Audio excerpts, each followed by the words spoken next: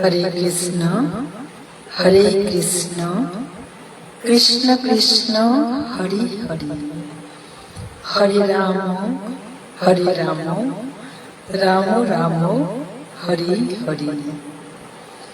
শুরুতেই প্রবলেম, তো সমস্যা তো থাকবেই, আমাদের চেষ্টা চালিয়ে যেতে হবে কতদূর পর্যন্ত তিনি আমাকে নিয়ে যান। তো আজকে আমরা শুরু করছি আবার অমৃতময়ের অমৃত কিছু কথা, যে কথাগুলো আমাদেরকে শক্তি যোগাবে, মনের বল যোগাবে, যার সাহায্যে আমরা জীবন তরি বহন করে নিয়ে যেতে পারব। তো বলেছে পৃথিবীতে, মহাপ্রভু বলেছেন পৃথিবীতে আছে যত নগর আদি গ্রাম, সর্বত্র প্রচার হইবে মোর হরিনাম। মহাপ্রভুর এই অমোঘ বাণী প্রচারের মধ্য দিয়ে আমরা শুরু করছি এই আজকের এই অমৃতময়ের অমৃত কথা, হরি কথা। ওম ভগবতে বাসুদেবায় নমঃ, ওম ভগবতে বাসুদেবায় নমঃ, ওম ভগবতে বাসুদেবায় নমঃ। জয় জয় নিত্যানন্দ দ্বৈত গৌরাঙ্গ, নিতাই গৌরাঙ্গ, নিতাই গৌরাঙ্গ। জয় জয় নিত্যানন্দ দ্বৈত গৌরাঙ্গ, জয় জয় যশোদানন্দন সচি সুত গৌরচন্দ্র, জয় জয় রোহিণী নন্দন বলরাম নিত্যানন্দ, জয় জয় নিত্যানন্দ দ্বৈত গৌরাঙ্গ।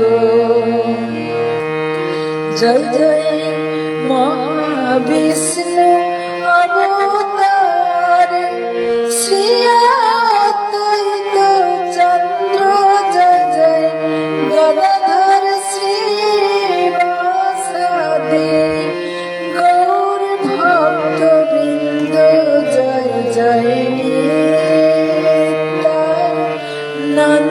দ্বৈত গৌরাঙ্গ। জয় জয় স্বরূপ সনাতন রায় রামানন্দ, জয় জয়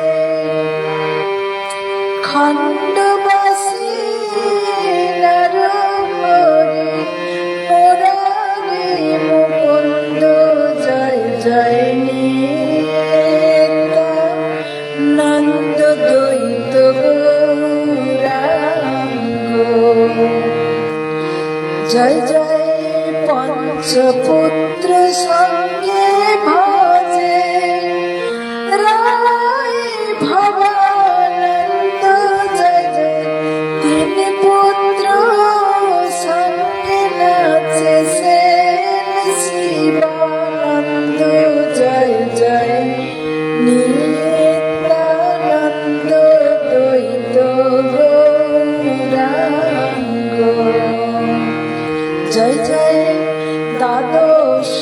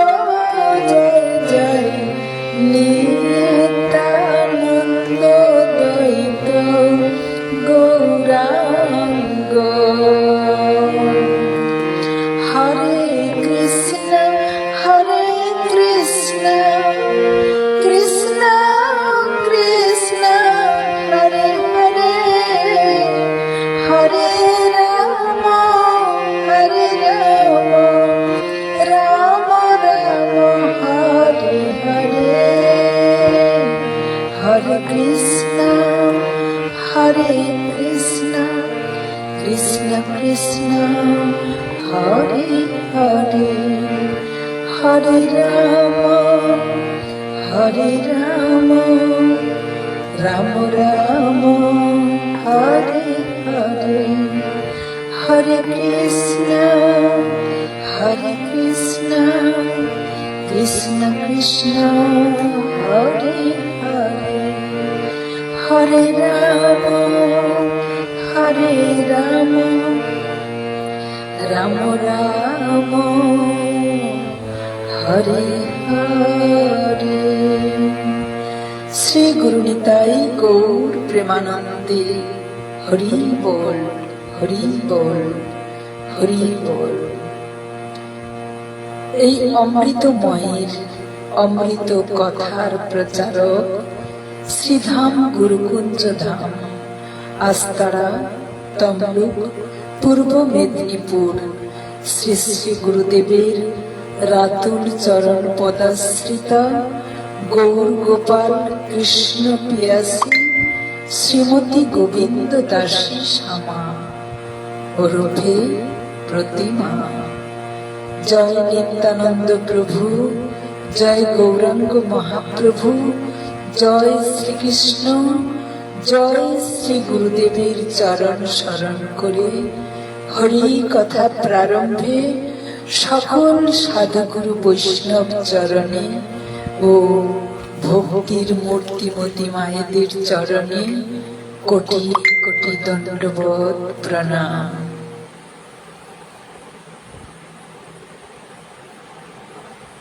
আজকের এই শুভ দিনে মহাপ্রভুর কৃপা প্রার্থনা করি। প্রথমত চাই গুরুর কৃপা। গুরুর কৃপা ভিন্ন মহাপ্রভুর কৃপা লাভ করা যায় না। আবার মহাপ্রভু নিত্যানন্দ প্রভু কৃপা না করলে রাধারানীর কৃপা লাভ হয় না।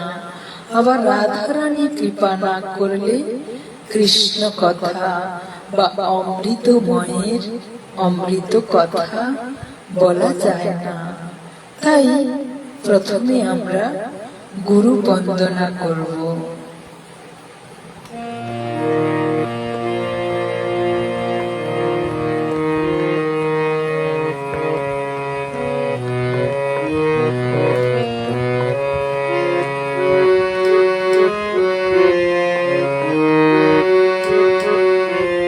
জাগো জাগো গুরুদেব, হৃদয় মন্দিরে জাগো জাগো গুরুদেব, হৃদয়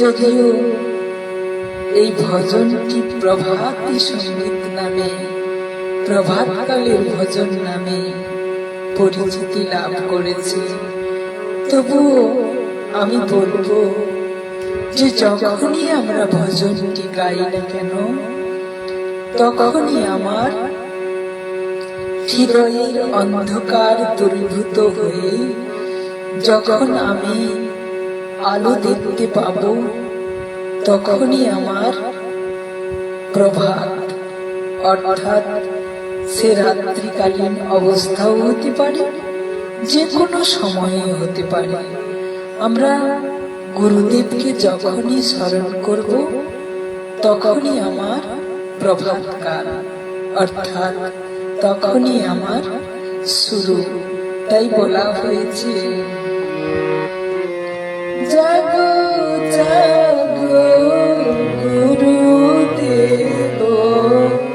হৃদয় মন্দিরে জাগিয়ায় উঠিয়া বসো, প্রাণ আলোকে জাগো জাগো গুরুদেব, হৃদয় মন্দিরে।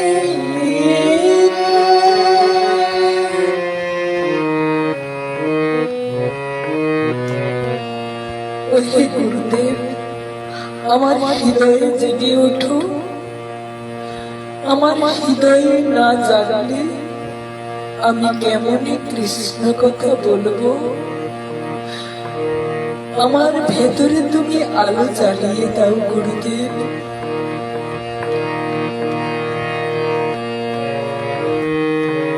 রজনী প্রভাত বেলা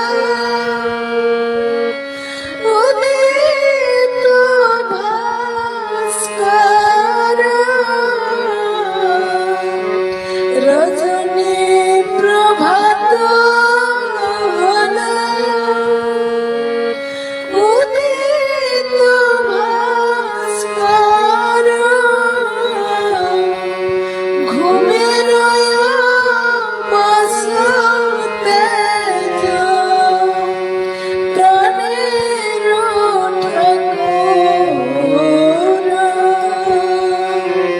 জাগো জাগো গুরুদেব, হৃদয় মন্দিরে।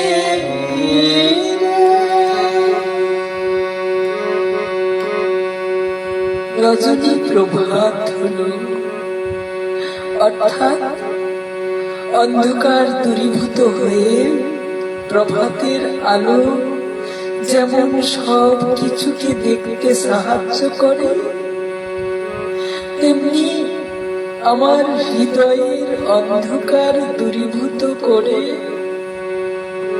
আমার মধ্যে আলো জাগিয়ে আমার জীবনকে, আমার জীবনের রজনী অবসান ঘটিয়ে প্রভাত এনে দাও।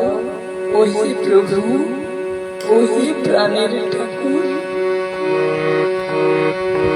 রজনী প্রভাত হলো উদিত ভাস্কর, ঘুমের বসতে প্রাণের ঠাকুর। আমার হৃদয়ে রজনীর অবসান ঘটিয়ে যে প্রভাতের সূর্যের আলো তুমি জ্বালিয়ে দিয়েছ, তাকে সতেজ করার জন্য ওহে গুরুদেব জেগে ওঠো, আর ঘুমিয়ে থেকো না। জাগো জাগো গুরুদেব, হৃদয় মন্দিরে।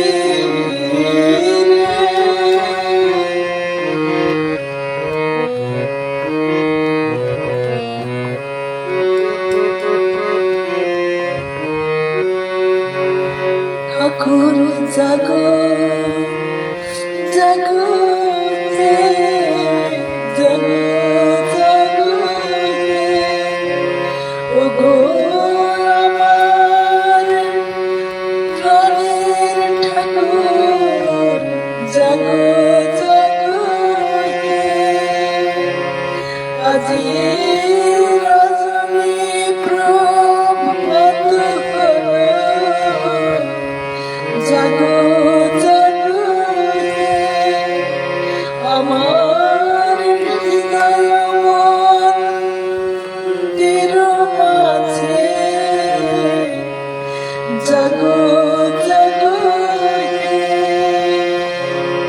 দুঃখের নিশি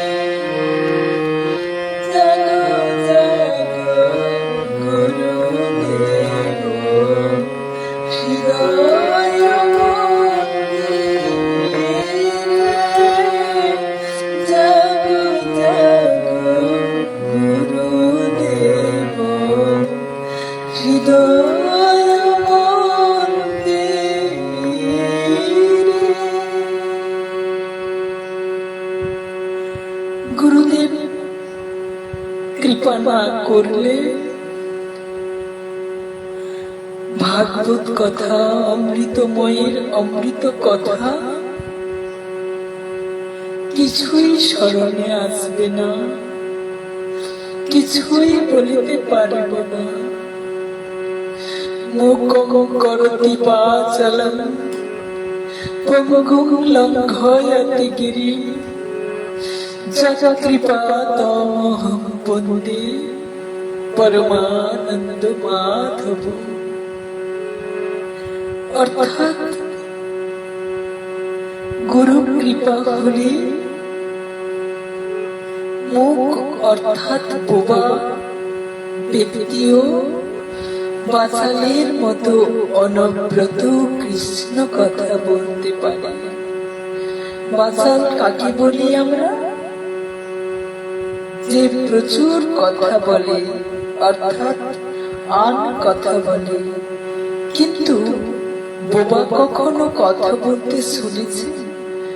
তো আমরা প্রত্যেকেই কিন্তু বোবা অবস্থাতেই আছি, কারণ আমাদের গুরু কৃপা যতক্ষণ না লাভ হবে ততক্ষণ আমরা নিজেকে বুঝতে পারবো না, চিনতে পারবো না। তো এই যে আম কথা, কৃষ্ণ কথা বাদ দিয়ে যে কথা, সেই কথাকে বলা হচ্ছে বোবা যেমন চুপ থাকে, আমরা তেমনি অমৃতময়ের অমৃত কথা না বলে আন কথা বলি, ওটাকে বলে না কথার কথা। আসল কথা হচ্ছে অমৃতময়ের কথা। যখন অমৃতময়ের কথা আমরা বলবো তখন কিন্তু হবে আসল কথা। তাই এই যে আমরা মুখ, আমরা বোবা, আমরা তার কথা উচ্চারণ করি না মানে মুখ। আর যখন আমার গুরু কৃপা হবে তখন আমি বাচালের মতো অনব্রত শুধু কৃষ্ণ কথাই বলতে থাকবো। তো সেই জন্য বলা হয়েছে মুখং করতি বাচালং পঙ্গুং লঙ্ঘয়তি গিরিম। এই যে দেখুন, আমার মতো পঙ্গু গিরি লঙ্ঘন করার সাহস অবলম্বন করতে পেরেছি এখন। তা না হলে, গুরু কৃপা না হলে গিরি লঙ্ঘন করার মানসিকতা আমার মধ্যে জাগবেই না। আমি ওই সংসারের মধ্যে ডুবে থেকে গোবরা পোকার মতো গোবরের রস আস্বাদন করতে করতে জীবনটাকে অতিবাহিত করে দেব। কখনো চিন্তার মধ্যে আনব না যে আমি কে, কি করতে পারি, কত ক্ষমতা ধরতে পারি। এই জ্ঞান যতক্ষণ না আমার মধ্যে প্রকাশ পাবে ততক্ষণ আমি নিজেকে চিনতে পারবো না, আর ততক্ষণ আমার দ্বারা কোনো কিছুই করা যাবে না। আমরা সামান্য কিছু কর্ম করতে গিয়ে সংসার জীবনে অনেক সময় হতাশ হয়ে পড়ি, হেরে যাই। হেরে গিয়ে আমরা উল্টো পাল্টা আচরণ করে বসি। তো যদি কেউ সর্বদা আমার সচ্চিদানন্দ গোবিন্দকে স্মরণে রাখে, তাহলে তার কাছে সমস্যার বিষয় বলে কোনো কিছুই থাকবে না। যা কিছু সমস্যা সবই সমাধান করে দেবেন আমার পরম দয়াল পতিত পাবন গুরু রূপে এসে আমাদেরকে হাত ধরে সঠিক রাস্তা দেখিয়ে দেবেন যে তোর চলার পথ এইটা, অর্থাৎ তুই অমৃতময়ের অমৃত রস পান কর। তবে এর মধ্যে নেটটা ভীষণ সমস্যা তৈরি করছে, জানি না আমার গোবিন্দ কতখানি কৃপা করবেন। তিনার কথা আমি আলোচনায় বসেছি, তিনি আমাকে যেখানে থেমে যেতে বলবেন আমাকে সেখানে থেমে যেতে হবে। তো পঙ্গু, পঙ্গু মানে ঘোড়া, তিনিও পারেন এই হরিনামের মধ্য দিয়ে পর্বত লঙ্ঘন করতে, মানে পর্বত ডিঙ্গাতেও তিনি পারেন। এত শক্তি ধারণ করতে পারেন যে এই হরিনামে কি আছে, যদি কেউ এই অমৃত রস পান করেন তাহলে তিনি বুঝতে পারবেন এর মধ্যে কত শক্তি ধরে। তো আমি একটু আগে বলেছিলাম না যে সংসারে ডুবে থেকে আমরা গোবরা পোকার মতো গোবরের রস আস্বাদন করছি।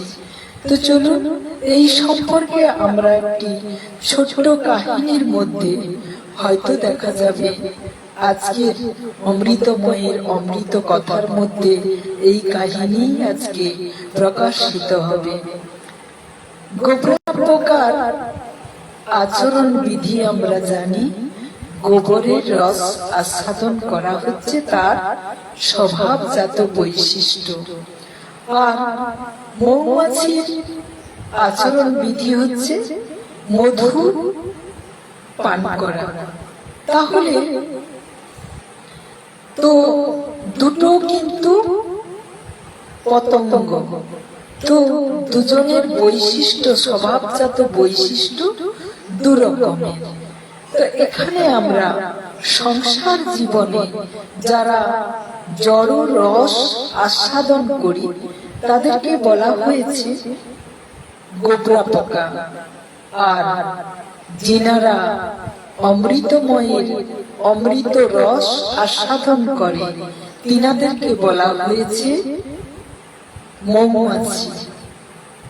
তো চলুন এই মৌমাছি কিভাবে, গোবরা পোকা কিভাবে মৌমাছির আচরণ বিধিকেও পরাস্ত করেছিল সেই কাহিনী আমরা আজকে শুনব। তো মৌমাছি এবং গোবরা পোকার মধ্যে ঘনিষ্ঠ বন্ধুত্ব হয়ে গেল। তো বন্ধু যখন হয়েছে তখন বন্ধু আরেক বন্ধুকে বলছে, মানে মৌমাছি গোবরা পোকাকে বলছে, অর্থাৎ যিনি হরি কথা বলেন তিনি একজন সংসারী মানুষকে বলছি, বোঝার চেষ্টা করব। আমি জাস্ট শুধু একটা মৌমাছি গোবরা পোকার উদাহরণ দিয়ে বোঝানোর চেষ্টা করছি। তো মানে যিনি কৃষ্ণ কথা বলেন, তিনি ওই সংসার রূপ গোবরা পোকা স্বরূপ এক সংসারী ব্যক্তিকে বলছেন যে চলো বন্ধু, আজকে তুমি আমার বাড়িতে চলো। তখন বলছে তোমার বাড়িতে যাব? বলে হ্যাঁ, বন্ধুত্ব হয়েছে যখন, তুমি তোমার যে খাদ্য গ্রহণ করছো, তুমি আমার বাড়িতে গেলে আমি কি খাই বা সেবন করি সেটা তুমি একবার দেখবে, তার রস আস্বাদন করবে। তখন বলছে যে ঠিক আছে, তুমি বলছো যখন আমি যাব। তো আমি তো তোমার মতো অত উঠতে পারি না, তো আমি কিভাবে যাব? না, তুমি আমার ডানার উপর বসো, আমি তোমায় নিয়ে যাব। এইভাবে উঠতে উঠতে তারা গিয়ে, মৌমাছি গিয়ে বলল যে আমি কোথায় থাকি জানো না? কোথায় থাকো না? দেখো, একটা পদ্ম ফুলের উপরে নিয়ে গিয়ে তাকে বসিয়ে দিল। তাহলে বুঝতে পারছি কিনা? তো তখন বলছি তুমি কোথায় নিয়ে এসেছো আমাকে? তার মানে একজন কৃষ্ণ কথা বলা ভজনকারী একজন সংসারী ব্যক্তিকে কোথায় নিয়ে গেল না? যেখানে কৃষ্ণ কথা আলোচনা হচ্ছে সেই জায়গাটা। তো ভালো কথা। গোবরা পোকা তখন বলছে যে দেখো, তুমি ওই ফুলের মধ্যে বসেছো, তো ওখানে তুমি কি রস আছে তুমি একবার আস্বাদন করো। তখন গোবরা পোকা বলছে, প্রথমে যখন সেবন করছে তখন বলছে কই, আমি তো কোনো স্বাদ পাচ্ছি না, আমি তো গোবরেরই গন্ধ পাচ্ছি। তার মানে সংসারী রস, জড় রস আস্বাদন করা মানুষ, তো তাকে যখন ওই কৃষ্ণ নাম যেখানে ভজন কীর্তন হচ্ছে সেখানে নিয়ে গিয়ে যখন তাকে বসিয়ে দেওয়া হবে, তার মনটা সবসময় পড়ে থাকবে সেই সংসার রসের মধ্যে, একই না? তো গোবরা পোকার যে অবস্থা হয়, তেমনি জড় সংসারের জড় মানুষেরও সেই একই, মানে সংসারের মধ্যে যিনি ডুবে থাকে তাকে আমি ওই হরিবাসরে গিয়ে তাকে যদি আমি ছেড়ে দিই, সেখানেও কিন্তু তার ওই সংসারের কথা চর্চা চলতে থাকবে সর্বসময়। মানে কৃষ্ণ নাম বা এর থেকে যে অমৃত সুধা পান করা যায়, সেটা কিন্তু সে অতি সহজে গ্রহণ করতে পারবে না। তো ওই গোবরা পোকা কে বলছে আচ্ছা ঠিক আছে, তুমি প্রথম হয়তো খেয়েছো, সেই জন্য বুঝতে পারছো না, তোমার মুখে তো, তোমার জিউ হাতে তো সেই রসটা লেগে আছে, গোবরের রস এতদিন পান করেছো, যার জন্য সেই রসের স্বাদ তোমার মুখে ঠোঁটে সর্বত্র লেগে আছে। তো তুমি পান করতে থাকো, বারবার পান করতে থাকো। তখন সে বারবার পান করতে, প্রথম দিন গেল, দ্বিতীয় দিন গেল, তৃতীয় দিন গেল, পরপর পরপর তার মধ্যে একটা পরিবর্তন হলো।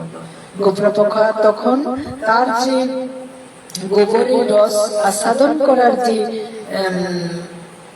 ভাবটা ছিল, সেটা ক্রমশ আস্তে আস্তে করে দূরীভূত হয়ে সে তখন ওই মধুর যে স্বাদ সেটা সে অনুভব করতে পারলো। ঠিক তেমনি একটি সংসারী মানুষ যখন ওইভাবে বারবার একটা হরি নাম কিংবা হরি কীর্তন যখন সে শুনতে থাকবে, প্রথম হয়তো তার অতটা ভালো লাগবে না, কিন্তু আস্তে আস্তে করে অমৃতময়ের অমৃত রস কিন্তু তাকে যথেষ্ট পরিমাণে আনন্দ দেবে। হয়তো সেটা সময়ের ব্যাপার, হয়তো কারো কারো ক্ষেত্রে খুব কম সময়ের মধ্যে প্রাপ্তি হয়ে যাবে, আর কারো কারো ক্ষেত্রে হয়তো অনেকটা সময় লেগে যাবে। তো সেই গোবরা পোকা এখন একদিন কি করেছে, এইভাবে প্রতিনিয়ত সে আর গোবরের রস খায় না। তো আমি কথা বলতে চেয়েছি যে যারা কৃষ্ণ কথা বলেন, এই কৃষ্ণ কথার মাহাত্ম্য বা মহিমা এমনই যে তার জিহ্বার স্বাদ পরিবর্তন করে দেবে। অর্থাৎ ভগবান স্বয়ং যা সেবন করে, তো কৃষ্ণ কথা ভজনকারী ব্যক্তিও কিন্তু তার মধ্যে ওই ভাব চলে আসবে। তিনি এই জড় সংসারের যে জড় রস, এইগুলো কিন্তু আর আস্বাদন করার তার মানসিকতা থাকবে না, বা পরিবর্তন হয়ে যাবে আস্তে আস্তে করে ওই গোবরা পোকার মতো। তো দেখা গেল এরকম যেতে যেতে একদিন গোবরা পোকা মৌমাছি দুজনেই গেছে, দিয়ে মৌমাছি গোবরা পোকাকে ওই বাসরে বসিয়ে দিয়ে, মানে পদ্ম ফুলের উপরে বসিয়ে দিয়ে বলছে, বন্ধু তুমি সেবন করো। হ্যাঁ, তো গোবরা পোকা সেবন করতে করতে, তার মানে একটি কৃষ্ণ ভক্ত একটি জড় সংসারের মানুষকে নিয়ে গিয়ে ওই হরিবাসরে বসিয়ে দিয়ে সে বলছে, আমার একটু কাজ আছে, আমি কাজটা সেরে আসি। মৌমাছি উড়ে চলে গেল তার কাজ সারার জন্য, আর গোবরা পোকা ওই ফুলের মধ্যে বসে বসে বুঁদ হয়ে মধু সেবন করছে। অর্থাৎ যিনি হরিবাসরে বসেছিলেন এমন ভাবে তিনি নাম শুনছেন, নাম শুনতে শুনতে এমন ভাবে তিনি ডুবে গেছেন যে তিনি তার সংসারের কথা ভুলে গেছেন, সেখান থেকে ফিরে আসার কথা তিনি ভুলে গেছেন। একেবারে বোধ হয়ে নামের মধ্যে ডুবে গিয়ে তিনি যেন সত্যিকারের অমৃতময়ের অমৃত কথার মধ্য দিয়ে স্বয়ং ভগবানকে তিনি যেন অনুভব করতে লাগলেন আস্তে আস্তে করে। গোবরা পোকাও তেমনি ভাবে ফুলের উপর বসে মধু পান করতে করতে এমন নেশাগ্রস্ত হয়ে গেল যে সে যে এদিকে সন্ধ্যা নেমে আসছে, তাকে যে চলে যেতে হবে সেটা সে ভুলে গেল। তো অন্ধকার নেমে এলো, পদ্ম ফুল স্বাভাবিক ভাবে দিনের বেলা ফুটে থাকে, রাত্রিবেলা বন্ধ হয়ে যায়। তো যখন বন্ধ হয়ে গেল তখন বন্ধু গেল তাকে খুঁজতে, গিয়ে দেখে সেখানে বন্ধুও নেই আর সেই ফুলটিও নেই। সেই ফুলটিকে পূজারী তুলে নিয়ে এসে তাকে ভগবানের পায়ে তাকে নিবেদন করে দিল। তো এরকম মানে জড় সংসারের কোনো মানুষ যখন ওইভাবে কোনো অমৃত কথা শুনতে শুনতে সে যখন অমৃতের ভান্ডারে ডুবে পড়বে, তখন কিন্তু সে জড় সংসারের কথা ভুলে যাবে এবং সে ভগবানের চরণে নিবেদিত হয়ে যাবে, কখন নিজেও বুঝতে পারবে না। তো গোবরা পোকাকে ওই পদ্ম ফুলের মধ্য দিয়ে সে চলে গেল গোবিন্দের চরণ সেবায়। এবার তাহলে বুঝতে পারছেন আমি কিটা বোঝাতে চাইছি বা বলতে চাইছি, যে এভাবে পরিবর্তন হয় নামের দ্বারা, এইভাবে পরিবর্তন হয়। তো সে পরের দিন আবার তাকে পুজো অর্চন হয়ে যাওয়ার পর সেই বাসি ফুল আমরা কি করি, জলে ভাসিয়ে দিই, গঙ্গার জলে তাকে ভাসিয়ে দেওয়া হলো। ভাসতে ভাসতে ভাসতে ভাসতে সে চলে গেল ওই অবস্থাতে একদম স্বয়ং গোবিন্দের চরণে চলে গেল ভাসতে ভাসতে। তাহলে মানে এর দ্বারা এটা বোঝানো হয়েছে যে জড় সংসারের জড়রস আস্বাদনকারী ব্যক্তি যদি ওই অমৃত রস পান করার জন্য নামের মধ্যে ডুবে গিয়ে সে যদি ওইভাবে গোবিন্দ চরণ প্রাপ্তি লাভ করে, তাহলে কিন্তু সে গোলক ধাম প্রাপ্তি হয়ে যায়, আর তার কখনো এই জড় সংসারে ফিরে আসার অবকাশ লাগে না। তো এদিকে ওই মৌমাছি তার বন্ধু গোবরা পোকার এরকম মুক্তি দেখে বা এরকম প্রাপ্তি দেখে সে আফসোস করছে, বলছে হায় রে বন্ধু, এতদিন গোবরের রস আস্বাদন করতে করতে তুই ভগবানের চরণ প্রাপ্তি হয়ে গেলি, আর আমি অমৃত মধু পান করতে করতে শুধু মধু পান করছি, আমার গোবিন্দকে চিনি না। অর্থাৎ মধুর মধ্যে যে ডুবে গিয়ে গোবিন্দকে চিনতে হতো, সেটা আমি বুঝতে পারি না বলে ওই ফুল থেকে বারবার উড়ে চলে আসি। তেমনি শুধু কৃষ্ণ নাম করলে হয় না, কৃষ্ণ নামের মাহাত্ম্য বুঝে তার মধ্যে ডুবে পড়তে হবে, তাহলে তুমি অমৃত রস পান করতে পারবে। তো এই ছিল আমাদের প্রথম একটি কৃষ্ণ কথা, অমৃতময়ের অমৃত কথার একটি কাহিনী। তো আমরা একটি ভজন করি, আমার গোবিন্দের ভজন, যে ভজনের মধ্য দিয়ে আমরা তাকে একটু হাতে তালি দিয়ে একটু আনন্দ অনুভব করব।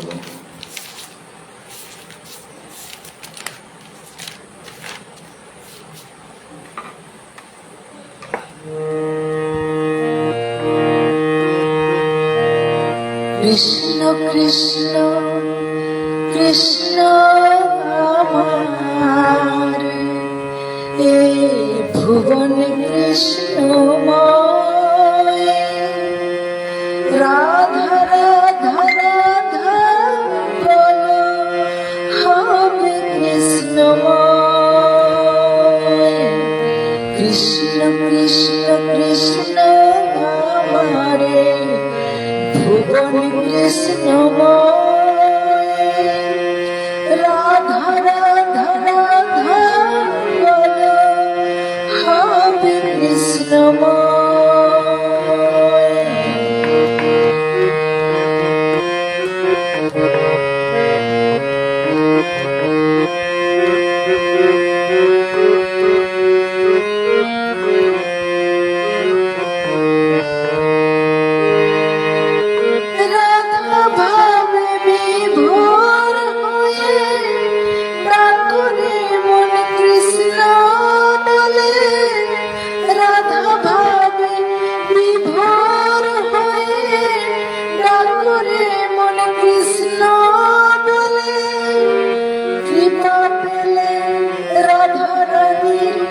কৃষ্ণ তোমার হবে জানি, কৃপা পেলে রাধা রানীর কৃষ্ণ তোমার হবে জানি।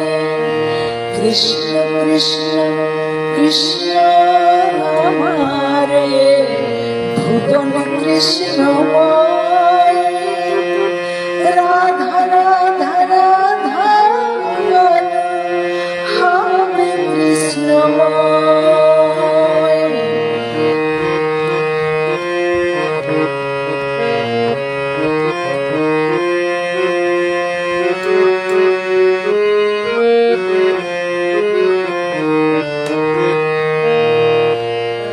রাধা রানী দিল জানি কৃষ্ণ নামের বাগান খানে, রাধা রানী দিল জানি কৃষ্ণ নামের বাগান খানে, তাই প্রতিদিন চয়ন করে গাঁথি মালা কৃষ্ণ নামে। রাধা রানী দিল জানি কৃষ্ণ নামের বাগান খানে, তাই প্রতিদিন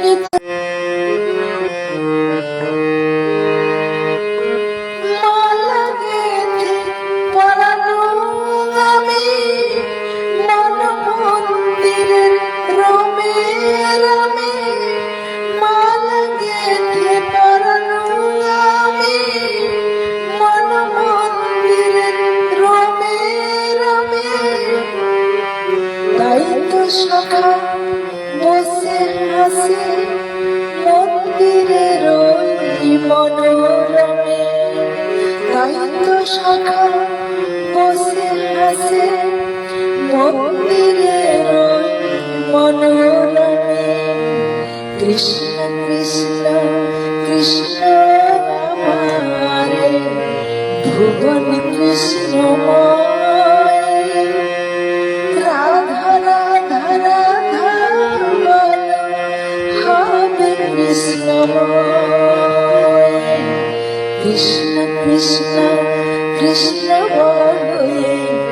ভুবন কৃষ্ণময়, রাধা রাধা রাধা বলো, হবে কৃষ্ণময়, রাধা রাধা রাধা বলো, হবে কৃষ্ণময়। তাহলে আমরা হাতে তালি দিয়ে ভজনটি করলাম। কি ভালো লাগছে তো? রাধারানী কে? না, রাধারানী হচ্ছেন সুপ্রিম পাওয়ার, শক্তিশালী। কৃষ্ণের সুপ্রিম পাওয়ার হচ্ছেন রাধারানী। অর্থাৎ রাধারানী যদি না কাউকে কৃপা করেন, তাহলে ক্ষমতা কারণ নেই যে কৃষ্ণ প্রাপ্তি লাভ করতে পারে। আর সাধারণত আমরা রাধারানী যে ভাব, সেই ভাবটা আমরা গুরুদেবের মধ্যে লক্ষ্য করে থাকি, এবং গুরুদেব আমাদের কৃষ্ণ প্রাপ্তির পথ দেখান। তাই আমি মনে করি যে স্বয়ং গুরুদেবই হলেন আমার রাধা ভাবাপন্ন রাধারানী। স্বয়ং গুরুদেবই হলেন আমার রাধা ভাবাপন্ন গুরু, যিনি আমাকে পথ দেখিয়ে নিয়ে যান কৃষ্ণ প্রাপ্তি লাভের জন্য।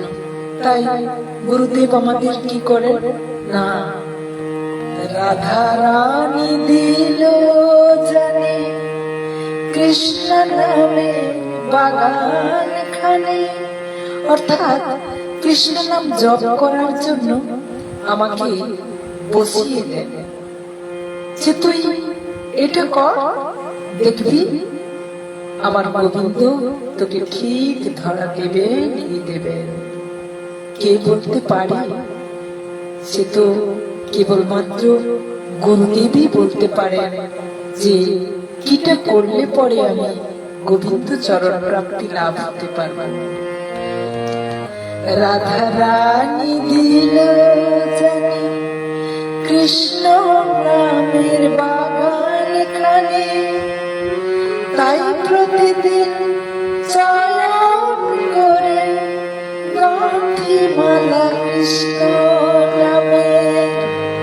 রাধা রানী দিল জানি কৃষ্ণ নামের বাগান খানে, তাই প্রতিদিন চয়ন করে গাঁথি মালা কৃষ্ণ নামে। মালা গেঁথে পরানো আমি মন মন্দিরের রোমে রামে।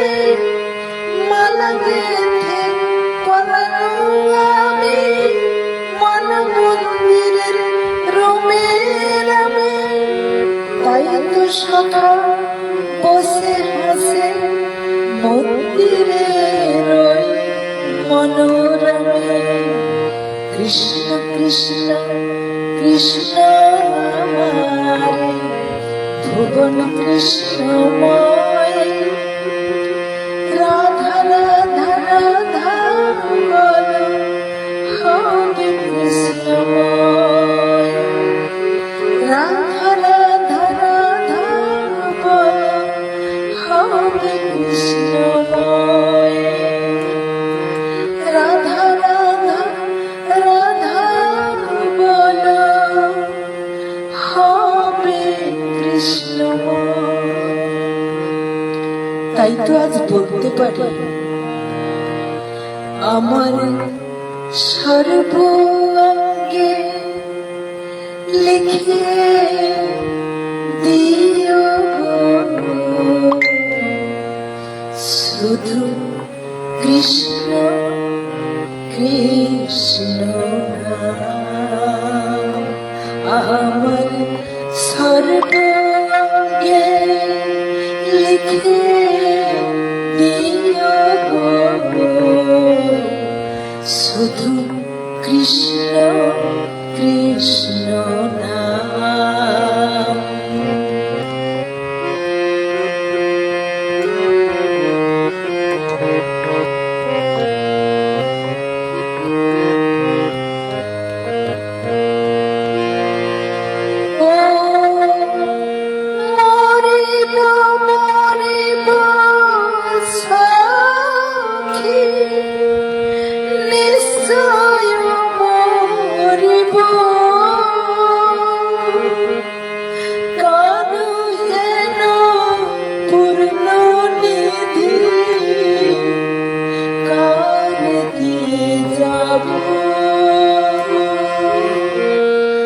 রাধারানী বলছেন, আমার কানু হেন পূর্ণ নিধির দায়িত্ব নেওয়ার ক্ষমতা কার আছে? কার উপর আমি সমর্পণ করে যাব?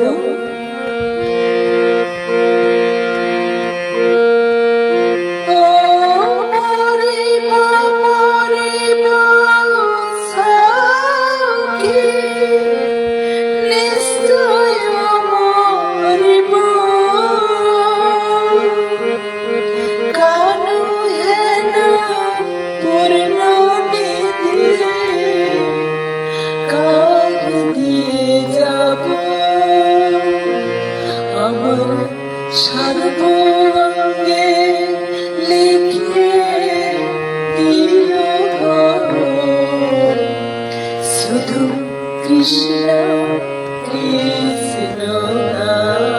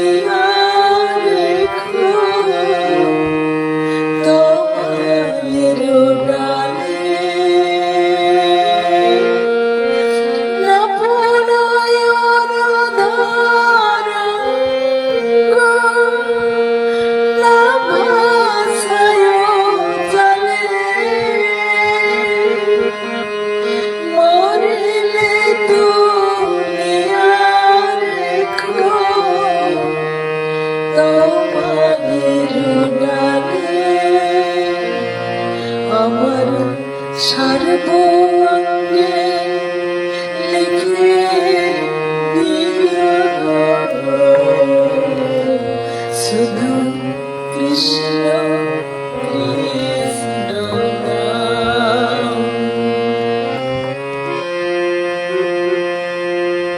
রাধারানী বলছি যে আমার অঙ্গ পুড়িয়ে দিও না, জলে ভাসিয়ে দিও না।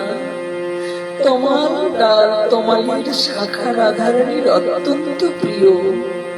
তমাল বৃক্ষ সখা শ্রীকৃষ্ণের বর্ণস্বরূপ, তাই তমাল বৃক্ষকে দেখলে কৃষ্ণের কথা মনে হয়ে পড়ে। তাই তার প্রিয় বৃক্ষের উপরে যেন তার সেই শরীরটাকে তুলে রাখা হয়, যাতে গোবিন্দ এসে স্পর্শ করলে আবার তিনি জেগে উঠবেন। তাই বলছেন, না পড়ায় রাধারঙ্গ, না ভাসায় জলে, মরিলে তুলিয়া রেখো তোমার ডালে। আমার সর্বাঙ্গে লিখে দিও শুধু কৃষ্ণ কৃষ্ণ নাম।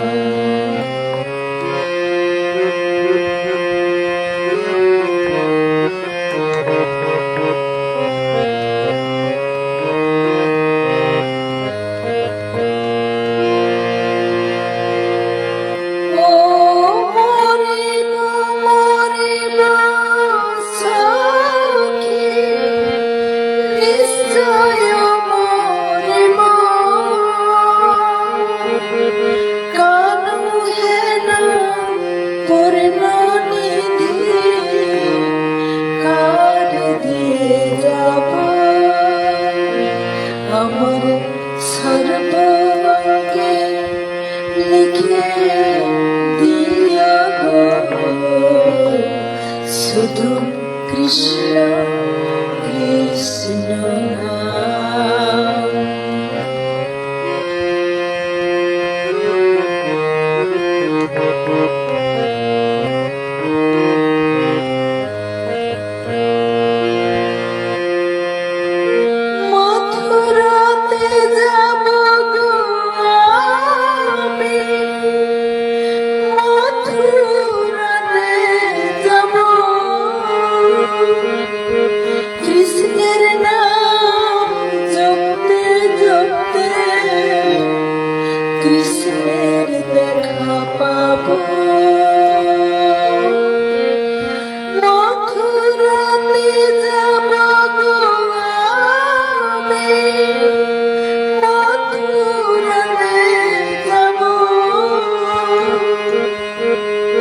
কৃষ্ণের নাম জপতে জপতে কৃষ্ণের দেখা পাব, আমার সর্বাঙ্গে লিখে দিও শুধু কৃষ্ণ কৃষ্ণ নাম।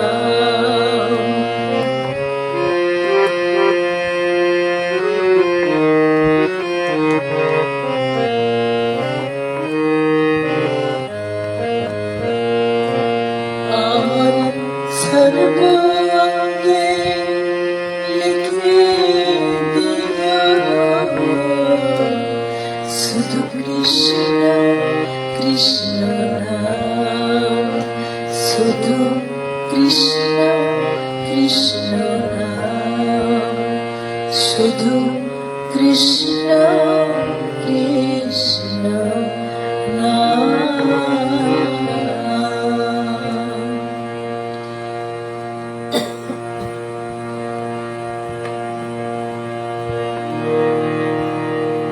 শ্রী গুরু নিতাই গৌর প্রেমানন্দে হরি বল।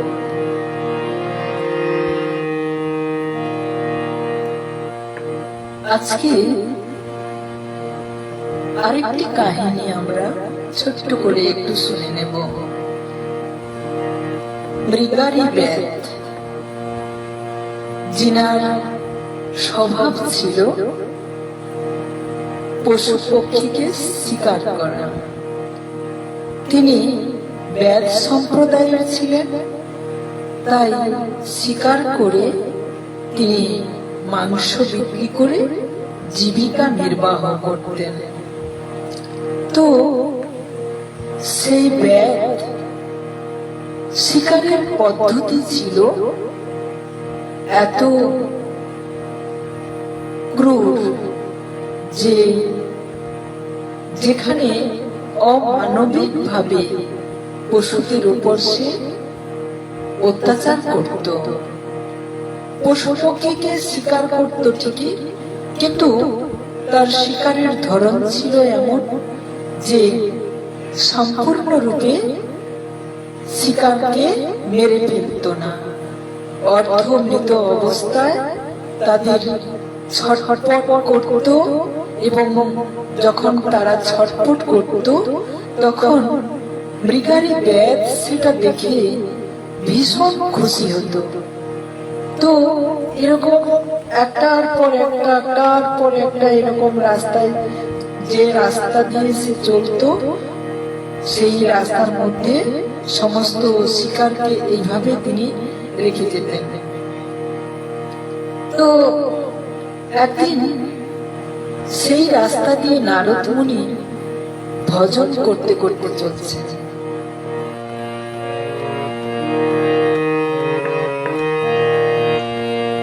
হরে কৃষ্ণ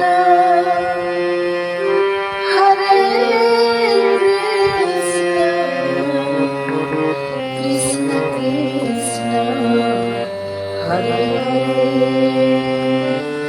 হরে রাম হরে রাম রাম রাম হরে হরে। নাম সংকীর্তন করতে করতে নারদ মুনি যেতে যেতে দেখলেন পথের দুদিকে পশু পক্ষী সব অর্ধকৃত অবস্থায়, কেউ যে তাদের শিকার করেছে তা তিনি বুঝতে পারলেন, কিন্তু তারা যে যন্ত্রণায় কাতরাচ্ছে এটা নারদ মুনিকে খুব কষ্ট দিয়েছিল। তো তিনি ভাবলেন কে এমন কর্ম করেছে। কিছু দূর যাওয়ার পর তিনি মৃগারী বেদকে দেখতে পেলেন। দেখার পর তিনি বললেন যে তুমি কি করছো? না, আমি শিকার করছি, আপনি দেখতেই পাচ্ছেন। তো শিকার করে তুমি কি করো? না, আমি শিকার করে মাংস বিক্রি করে আমার জীবিকা নির্বাহ করি। ও, তো তুমি এইভাবে সব পশু পক্ষীকে তুমি এইভাবে অর্ধকৃত অবস্থায় মেরে রেখে রেখে চলে যাচ্ছ কেন? না, আমার দেখতে ভীষণ ভালো লাগে। তো আমরা যদি আমাদের কথা ভাবি, আমরা যখন কোনো একটা প্রাণকে মারি, তার সেই ছটফটানি দেখে আমরা কত খুশি হই, কত আনন্দ পাই। কিন্তু প্রকৃত যদি বুঝি যে সকল প্রাণ যদি আমার সৃষ্টিকর্তা গোবিন্দের অংশ হয়, তিনার আমিও যা আর অন্য প্রাণও তাই, তাহলে কিন্তু আমার মধ্যে একটা দয়া ভাব জাগবে। তাহলে তাকে হত্যা করতে গেলে আমি 10 বার ভাবতে যাব যে এটা আমার করা ঠিক হচ্ছে কিনা। যাই হোক, মৃগারী ব্যাধের এরকম আচরণ দেখে নারদ মুনি তো খুবই কষ্ট পেলেন। তিনি তখন বললেন যে ঠিক আছে, তোমার জীবিকা নির্বাহ করার জন্য তুমি এই কাজ করছো ঠিকই, কিন্তু এইভাবে যে যন্ত্রণা দিচ্ছ, ওরা যখন যন্ত্রণায় কাতরাচ্ছে, ছটফট করছে, ওরা তো ভগবানকে ডাকছে, তো তিনি কি করবেন? তো তুমি এইভাবে অর্ধমৃত অবস্থায় রেখে প্রচুর প্রচুর পাপ সঞ্চয় করছো। তখন বলছে, কিভাবে? আমি তো আমার জীবিকা নির্বাহ করতে চাইছি। না, সেটা ঠিক, কিন্তু এইভাবে জীবিকা নির্বাহ করা যায় না। তো তখন বলল যে তুমি যে এত পাপ করেছো, তো এর থেকে তুমি যদি মুক্তি না পাও তাহলে তুমি নরকগামী হবে। তখন মৃগারী ব্যাধ বলল যে কিভাবে আমি মুক্তি পেতে পারি? না, এতদিন তুমি এই কর্মের দ্বারা যে অর্থ সঞ্চয় করেছ, সে অর্থ সমস্ত দিন দরিদ্রদেরকে বিলি করে দাও, আর তোমার যা কিছু সম্পদ আছে সবকিছু পরিত্যাগ করো। দিয়ে বাড়িতে তোমার কে আছে? না, আমার পত্নী ভিন্ন অন্য কেহ নেই। তো তোমার পত্নীকে তোমার সমস্যার কথা বলো, তোমার কর্মের কথা বলো।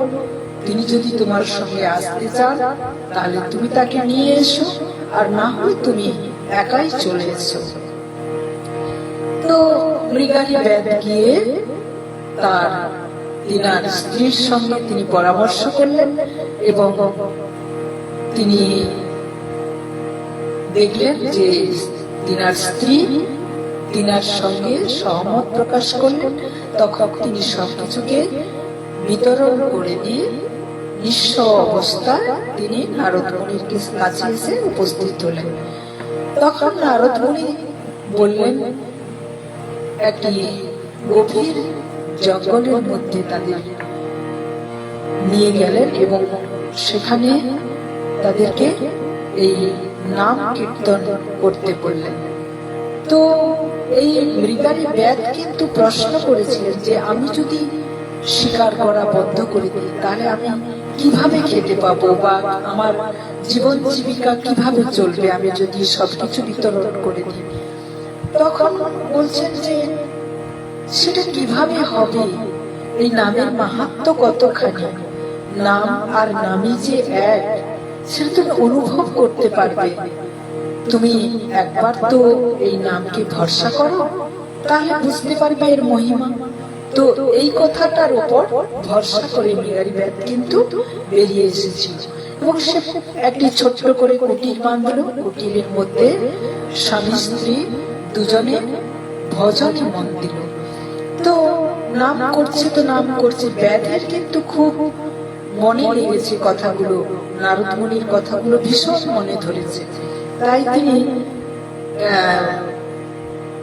একেবারে একাগ্র চিত্তে তিনি নামের মধ্যে ডুবে গেছেন। মাঝে মধ্যে তিনার একটু যখন সমৃদ্ধ ফিরে আসছে তখন তিনি তিনার স্ত্রীকে জিজ্ঞেস করছেন যে তোমার খিদে পাচ্ছে? তো তিনি বলছেন যে হ্যাঁ পাচ্ছি, কিন্তু এখানে তো কিছুই পাবো না, কি পেতে পারি আমরা? তো তখন বলছে যে ঠিক আছে, তুমিও নাম করতে থাকো। এইভাবে তাদের একদিন, দুদিন, 3 দিন এরকম কাটতেই লাগলো। ক্ষুধার্ত অবস্থায় তখন মৃগারী ব্যাধ স্ত্রীকে বললেন যে সামনে গঙ্গা আছে, গঙ্গার জল নিয়ে এসো, আমরা ওটাই সেবন করব। তো গঙ্গার জল সেবন করে তারা আরো কিছুদিন কাটাতে লাগলো। তো এই যে তাদের নাম করা, এই নামের মাধ্যমে, নামের মাহাত্ম্য গুণে, পাশাপাশি যে ব্যাধ যে একটা ক্রূর প্রকৃতির মানুষ ছিলেন, ব্যাধকে সবাই ভয় পেত। তো তিনি যে এইভাবে নামের মাধ্যমে ডুবে গেছে, তো পাশাপাশি যারা জানতে পারলো যে অমুক জায়গায় এরকম তারা ভজন কীর্তন করছে, তখন বলছে তো ভালো কথা, ভালো কাজ। তো যদি এরকম কাজ যদি ওনারা করেন, তো আমাদের তো উচিত, ওনারা ভক্ত অবস্থায় আছে, আমাদের কিছু যখন কেউ মানে নাম সংকীর্তন শুনতে আসে, তখন তো সে কিছু না কিছু সঙ্গে করে নিয়েই আসে।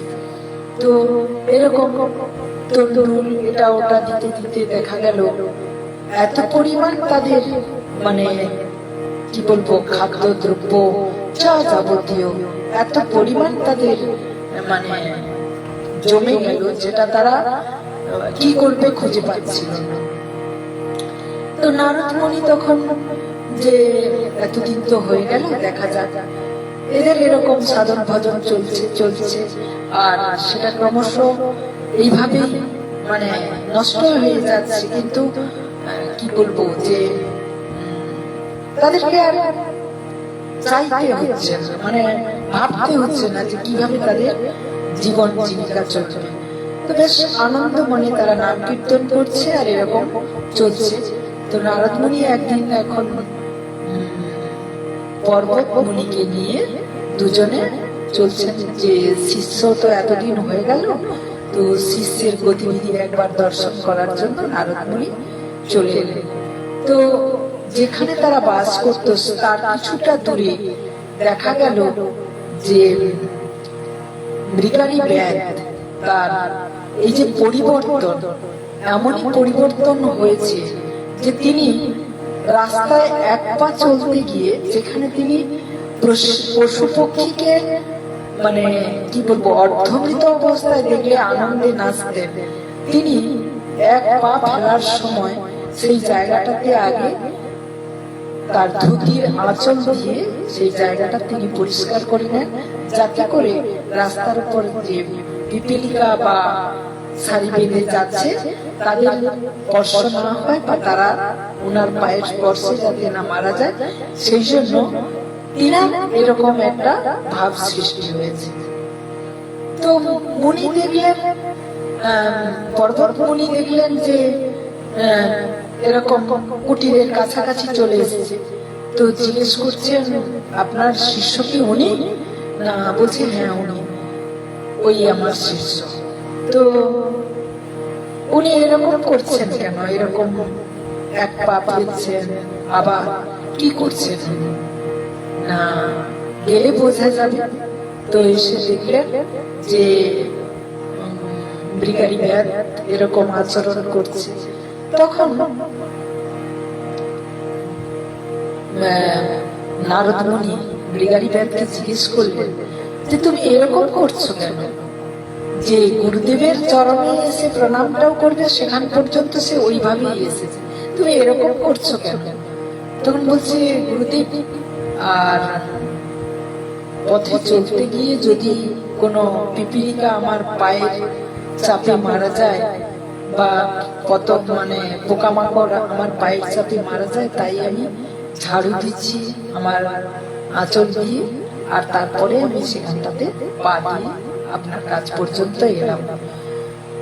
তো গুরুদেব তো অবাক, বলছেন যে মৃগারী ব্যাধ পশু হত্যা করতে, প্রাণী হত্যা করতে, মানে হত্যা তো দূরের কথা, অর্ধমৃত অবস্থায় দেখলে যে আনন্দে নাচতো, তার আজকে কি দশা? হ্যাঁ, সে একটা পিপিলিকা যাতে না মারা যায় তার জন্য সে এরকম রাস্তা চলছে এইভাবে, পথ চলছে এইভাবে। তাহলে তার এই পরিবর্তন দেখে মৃগারী ব্যাধ তো ভীষণ খুশি, তিনি গুরুদেবকে পেয়ে আরো খুশি। গুরুদেবের যথেষ্ট পরিমাণ পুজো অর্চনা করলেন, তিনাকে যথেষ্ট সম্মান জানালেন এবং বললেন যে গুরুদেব এরকম করে আমার জীবন চলছে, আমাকে আর এখন আমার জীবন সম্পর্কে ভাবতে হয় না। তো তখন গুরুদেব বলছেন যে আমি এত দ্রব্য সামগ্রী নিয়ে কি করব? তখন গুরুদেব বলছেন যে ঠিক আছে, তুমি এত কিছু পাচ্ছ যখন, তুমি তাহলে ওইগুলো আবার তুমি সেবা দাও, ভক্তের সেবা দাও, যারা তোমার জন্য নিয়ে আসছে তাদেরকে সেবা দাও। এইভাবে দেখতে দেখতে গুরুদেব বলে চলে গেলেন। আর মৃগারী ব্যাধ হচ্ছে এইভাবে কর্ম করতে করতে তিনার শেষ জীবনটা খুশি মনে কাটিয়ে দিলেন। ভগবানের নাম সংকীর্তন করতে করতে ভগবানের গোলকধামে পৌঁছে গেলেন। তো আমরা এখানে এই মৃগারী ব্যাধির যে প্রসঙ্গ, অমৃতময়ের অমৃত কথায় প্রসঙ্গ আনলাম এই কারণে যে আমরা এটা ওটা সেটা খাচ্ছি, কিন্তু যখনই আমি প্রথমেই বলেছিলাম যে নামকে যখন আমি ধারণ করব, ধারণ করার অর্থ হচ্ছে ধর্ম। ধর্ম কথাটির অর্থ হচ্ছে ধারণ। ধারণ করা মানে সত্য, যা সত্য তাকে ধারণ করতে পারলে তবে জীবনটা সত্যতায় পরিণত হবে। আমরা কারণ এটা জানি যে এই জগতে হরি সত্য আর সবই মিথ্যা। আমরা যা কিছুই করি না কেন এগুলো মায়ার সংসারে মিথ্যা, মায়া ছাড়া আর অন্য কিছুই নেই, এগুলোর কোনো মূল্য নেই। প্রকৃতপক্ষে গীতার মধ্যে তিনি অর্জুনকে যেটা বোঝাতে চেয়েছিলেন সেটা সার্বিকভাবে তিনি কিন্তু আমাদের জন্য দিয়ে গেছেন। আমরা আসলে অনুভব করতে পারি না বলে সেই জন্য গীতাও পাঠ করি না আর তার গুরুত্বও বুঝি না। গীতাতে স্বয়ং ভগবান বলেছেন, কেউ যদি সম্পূর্ণরূপে আমার উপর নির্ভরশীল বা আমাকেই সবকিছু প্রদান করে, তাহলে আমি মাথায় করে তার জন্য সবকিছু বহন করে নিয়ে গিয়ে দিয়ে আসি। তাহলে সেটা আমরা এই মৃগারী ব্যাধির গল্পের মধ্যে বুঝতে পারলাম, ঘটনার মধ্যে বুঝতে পারলাম যে প্রকৃতপক্ষে নাম আর নামই তো এক, কিভাবে তিনি বহন করে নিয়ে আনেন বা কিভাবে দেন সেগুলো তো বোঝাই যাচ্ছে। তো সেই জন্য যে সংসার, জল সংসারের মধ্যে ডুবে থেকে আমরা কি মৃগারী ব্যাধির আচরণ করছি না? করছি, কিন্তু আমাদের চোখে মনে হচ্ছে এটা সত্য, স্বাভাবিক, কিন্তু এটা যে সম্পূর্ণ মিথ্যে, সেই মিথ্যেটা যেদিন আমি অনুভব করতে পারবো সেদিন আমি নিজেকে চিনবো, সেদিন আমি নিজেকে বুঝবো, আর সেদিন আমার কৃষ্ণ নামে ভক্তি জাগবে, আর তখন আমি কৃষ্ণ নামে ডুবে গিয়ে তাকে প্রাপ্তির চিন্তা করব। আর আমার মন থেকে এই যে কাম, ক্রোধ, লোভ, মোহ, মদ, মাশ্চর্য, এই ছটি রিপু যে আমাদের সবসময় দংশন করছে, সবসময় এর দ্বারা আমরা জর্জরিত হয়ে আছি, এগুলো কিন্তু আমার মন থেকে আমার মধ্যে থাকবে সবকিছু, কিন্তু মাথা চাড়া দেওয়ার মতো ক্ষমতা ওদের থাকবে না। কি কাম, কি ক্রোধ, কি লোভ, কি মোহ, মদ, মাশ্চর্য, কোনো কিছুই আমার উপরে যেতে পারবে না। আমার মানে আমি গোবিন্দের, আর গোবিন্দ আমার। তাই গোবিন্দের উপরে কোনো কিছুই যেতে পারে না। গোবিন্দের শরণাপন্ন যিনি হন, গোবিন্দকে যিনি সম্পূর্ণরূপে সমর্পণ করে দেন, তাকে মায়াদেবী আকর্ষণ করতে পারে না, অর্থাৎ মায়াজাল কোনোভাবে তাকে আচ্ছন্ন করতে পারে না। সেখানে তিনি মায়া মুক্ত থাকেন।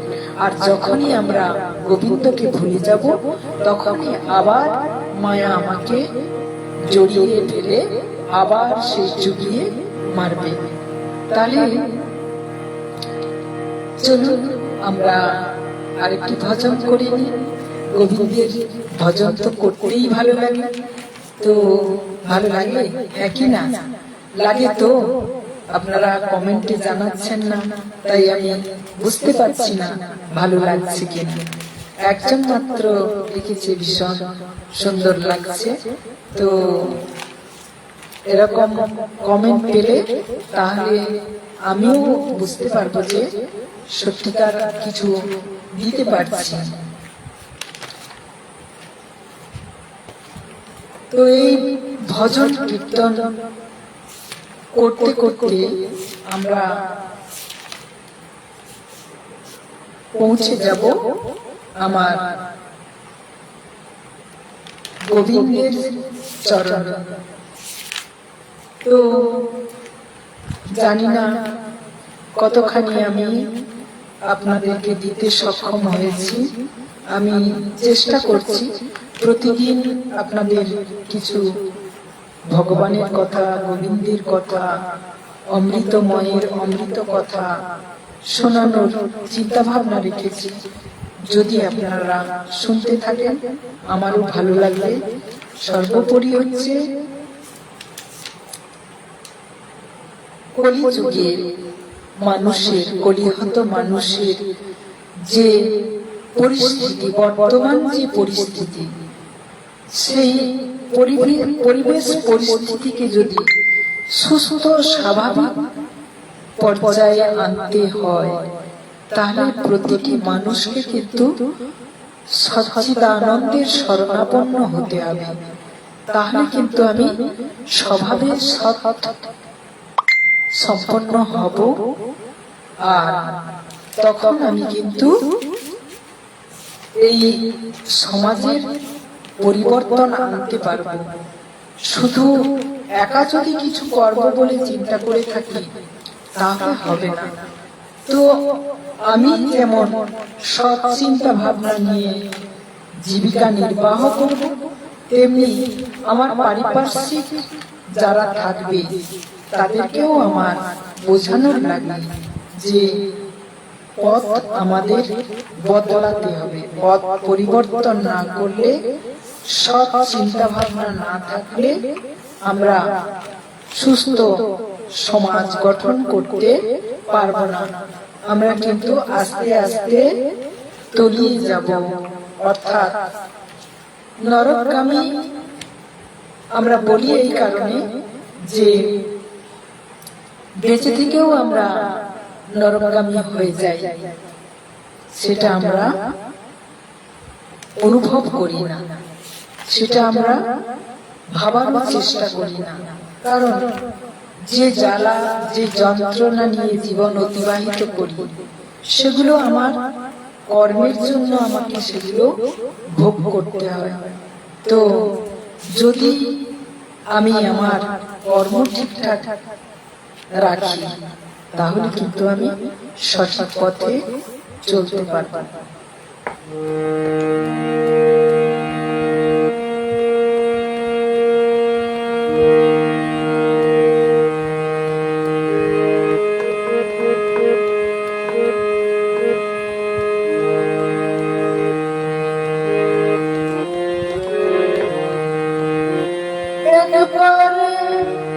ব্রজে চলো, ব্রজে সারাদিনে দুয়ের তরে, একবার ব্রজে চলো, ব্রজে সারাদিনে দুয়ের তরে।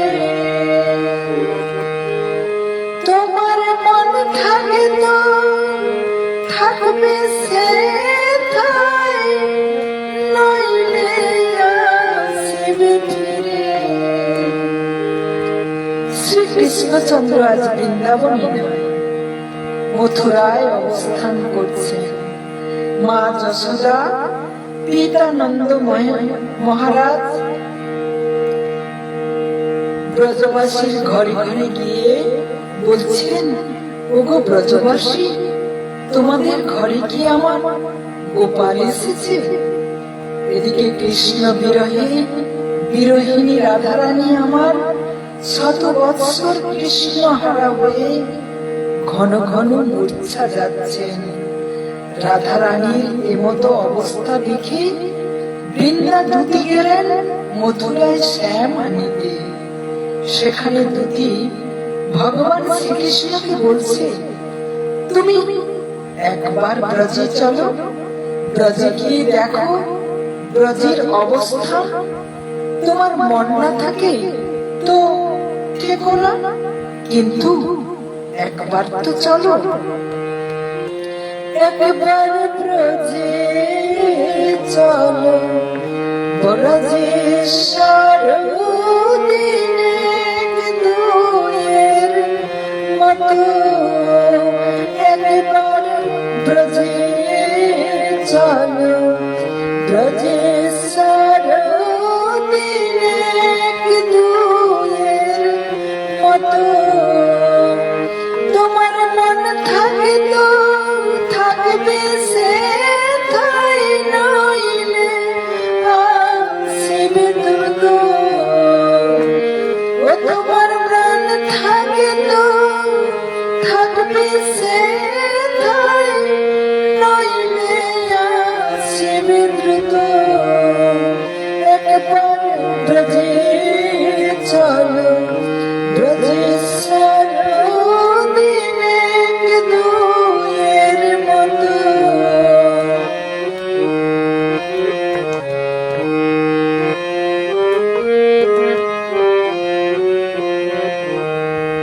যদি বলো ব্রজে যেতে, যমুনা পার মনে হইবে।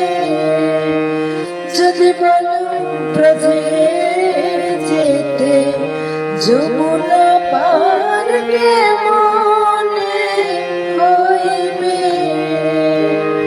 ও তবে ব্রজ গোপীর মন ভেলাতে পার হয়ে যাবে।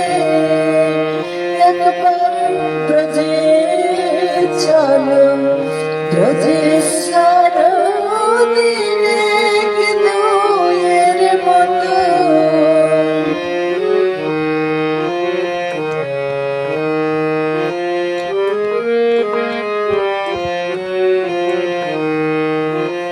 যদি বলো ব্রজে যেতে, চলিতে চরণ ধুলায় ধূসরিবে। যদি বলো ব্রজে যেতে, চলিতে চরণ ধুলায় ধূসরিবে। ও তুমি ব্রজ গোপীর নয়ন জলে চরণ প্রখলিবে। ও তুমি ব্রজ গোপীর, ব্রজ গোপীর, ব্রজ গোপীর নয়ন জলে চরণ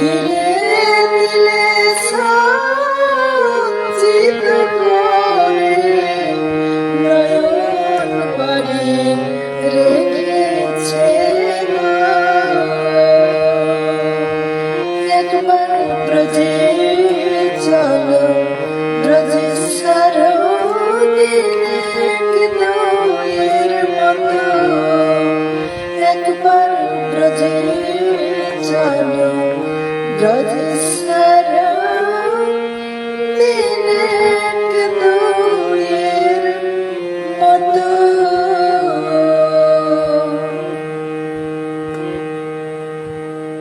ব্রজগোপী এত কান্নাকাটি করেছেন ভগবান শ্রীকৃষ্ণকে দ্বারকা থেকে ফিরিয়ে আনার জন্য। রাধারানীর দুঃখের কথা অনেক বলেছেন, কিন্তু তথাপি আমার প্রাণ গোবিন্দ একটি পারের জন্য ব্রজে ফিরে আসেননি। কারণ তিনি জানতেন যে ফিরে গেলে আর ব্রজধাম ছেড়ে আসতে পারব না।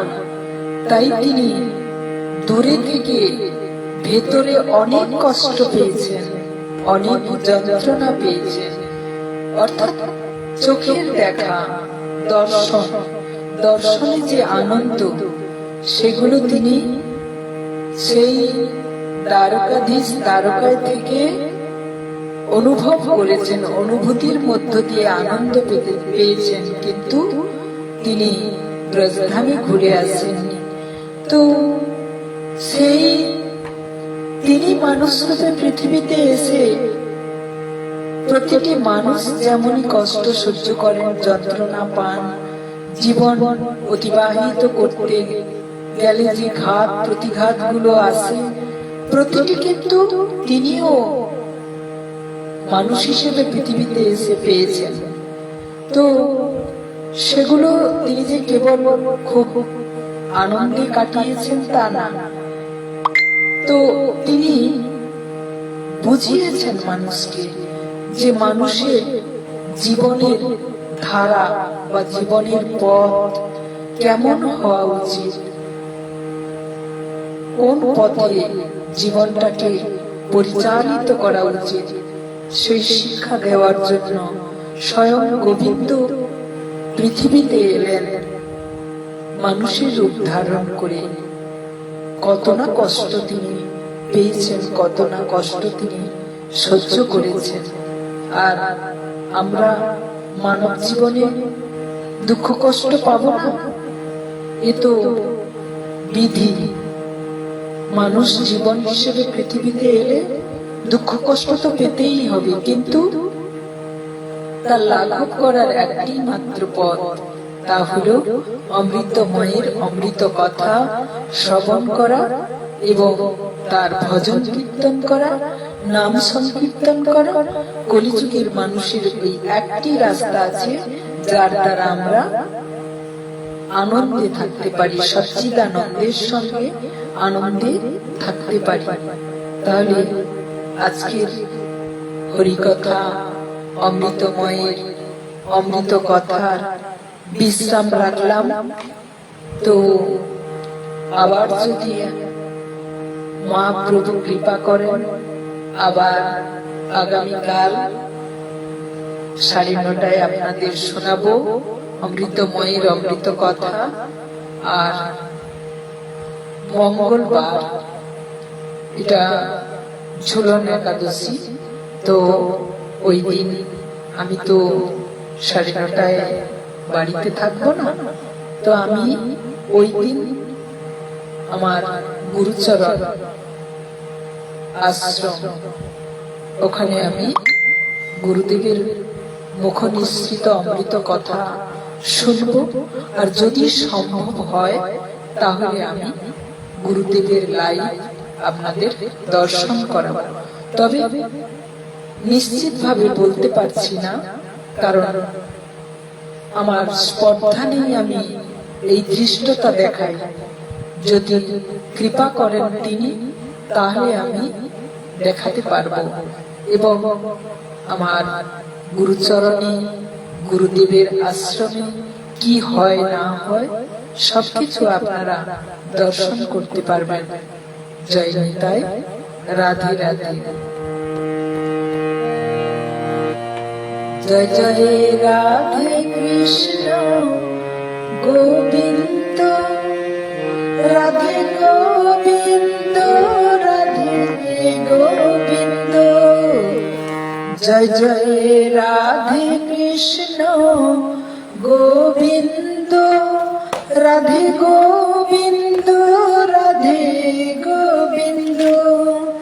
জয় জয় শ্যাম সুন্দর মদন মোহন বৃন্দাবন চন্দ্র, জয় জয় জয় জয় শ্যাম সুন্দর মদন মোহন বৃন্দাবন চন্দ্র, জয় জয় রাধাকান্ত রাধা বিনোদ শ্রী রাধা গোবিন্দ, জয় জয় রাধে কৃষ্ণ গোবিন্দ, রাধে গোবিন্দ, রাধে গোবিন্দ। জয় জয় রাধাকান্ত রাধা বিনোদ শ্রী রাধা গোবিন্দ, জয় জয় রাসেশ্বরী বিনোদিনী ভানুকুল চন্দ্র, জয় জয় রাধে কৃষ্ণ গোবিন্দ, রাধে গোবিন্দ, রাধে গোবিন্দ। জয় জয় ললিতা বিশাখা আদি যত সখী বৃন্দ, জয় জয় শ্রীরূপ মঞ্জরী আদি, জয় জয় ললিতা বিশাখা আদি যত সখী বৃন্দ, জয় জয় শ্রীরূপ মঞ্জরী আদি মঞ্জরী অনঙ্গ, জয় জয় রাধে কৃষ্ণ গোবিন্দ, রাধে গোবিন্দ, রাধে গোবিন্দ।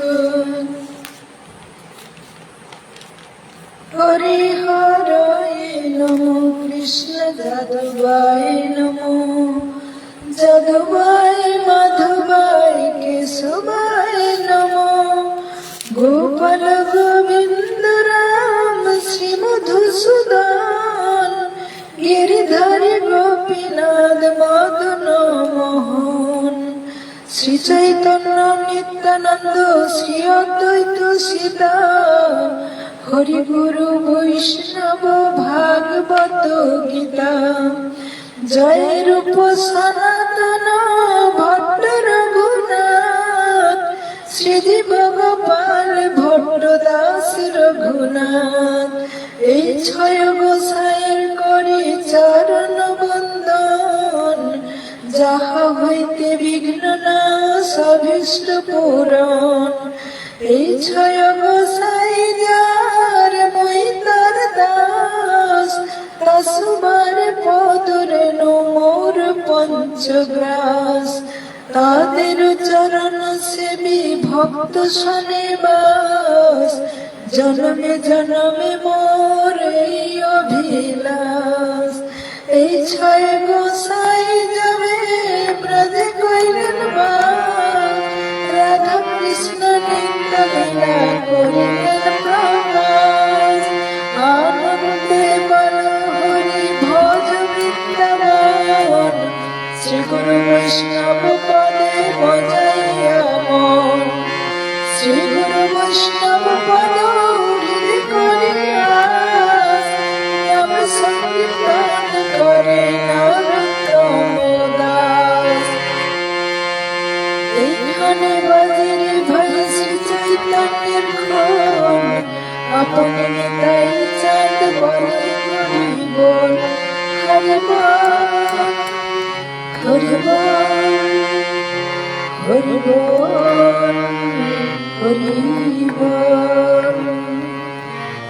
গুরবে গৌরচন্দ্রায় শ্রী রাধিকায় স্তদালয়, কৃষ্ণায় কৃষ্ণ ভক্তায় তদ্ভক্তায় নমো নমঃ। বংশা কল্পতরুভ্যশ্চ কৃপা সিন্ধু ভয়েবচ পতিতানাং পাবনেভ্যো বৈষ্ণবেভ্যো নমো নমঃ। বৈষ্ণবেভ্যো নমঃ। বৈষ্ণব শ্রী গুরু নিতাই গৌর প্রেমানন্দে হরি बोल। पतित पावन परम दयाल श्री गुरुदेव की जय। श्री धाम गुरुकुंज धाम की जय, ताम्रलिप्त धाम की जय, वृंदावन धाम की जय, नवद्वीप धाम की जय, नीलाचल धाम की जय, ताम्रलिप्त श्री धाम गुरुकुंज धामेर आचार्य देव की जय। श्री गुरु निताई गौर प्रेमानंदे हरि बोल, हरि बोल, हरि बोल।